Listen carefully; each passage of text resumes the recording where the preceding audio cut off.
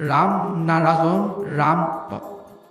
এটা ইঞ্জিনে হাজাৰ হাজাৰ ডব্বা টানি নিবলৈ সক্ষম, কিন্তু সেইবোৰক ষ্টেচনত লৈ যোৱাৰ পাছত ই অশক্ত হৈ পৰে।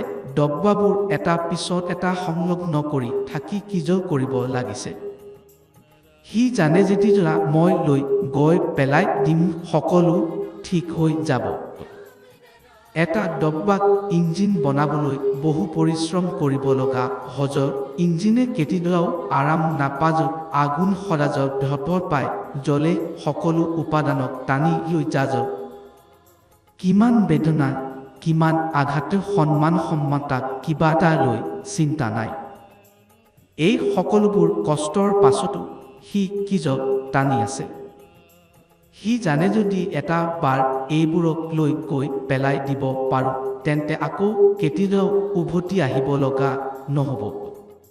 এই সকলোবোৰ কাৰ কাম? সি সৃষ্টিকৰ্তাৰ কাম কৰি আছে।